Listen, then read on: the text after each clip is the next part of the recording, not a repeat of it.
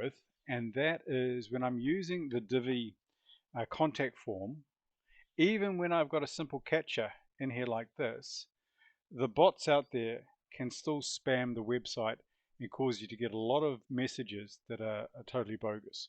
So what we're going to do today is we're going to get rid of this contact form, and instead we're going to put into this a Google form. So let's go ahead and make the Google form first. So here I have a location that I want to make the Google form into.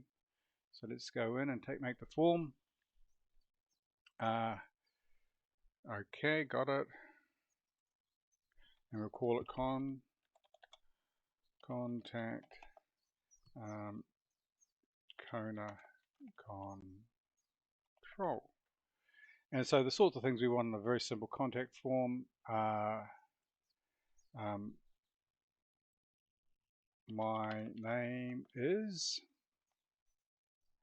and we want to change that to just a short answer, and we want it required. Simple thing to do is to duplicate it. My email is, now a thing that I do for that in terms of validation, it's kind of a sneak, it's not quite the right way they want you to do it, is I go and I say that it has to have a text containing an @ again we want that, so let's go and duplicate this one again and just drag it down under email. My mobile is, short answer is fine. Now we want to add I am contacting you for, and we can put a multiple choice in here. So depending upon your website, depends upon what you're going to want to put in here. We will put in RTI control and network cabling. Oh, spell that right. We'll put in set up internet, install TV, and we'll make that a required as well. And finally, we'll give them an opportunity to do a paragraph. Also, I need help with, and we give them the ability to do a long answer. Back to this one though, we've got it set to multiple choice, and we'll actually make it into so they can tick multiples, and we'll give them another as well. So this is now done. Let's go ahead, and we've got Kona control, and if we go into the theme settings, we can go down to choose a header. What's kind of a nice little header we can put in here?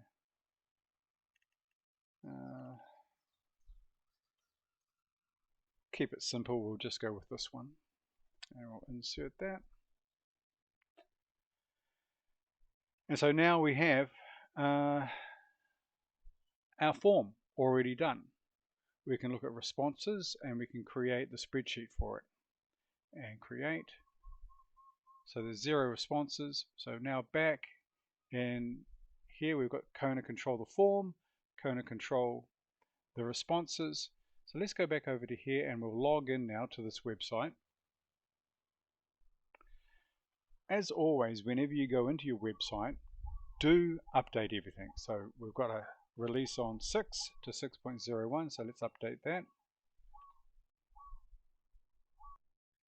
So it's updating. Here we go.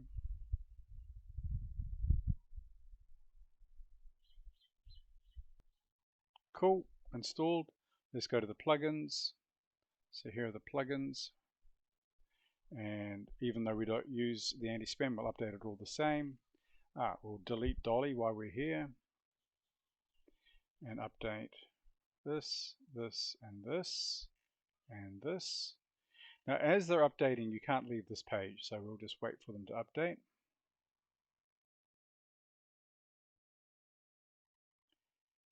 Now let's also open up and visit the site.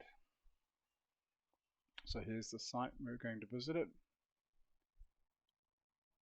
and we want to go to the contact page. We have the ability to edit now. We go in and enable Visual Builder.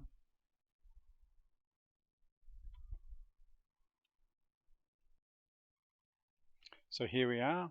We want to get rid of this item, so we can just go down to our little purple dots, open up our layers, open all, and we're interested in that. That's what we no longer want, so let's delete that. And let's add a text. There we are. Let's edit the text.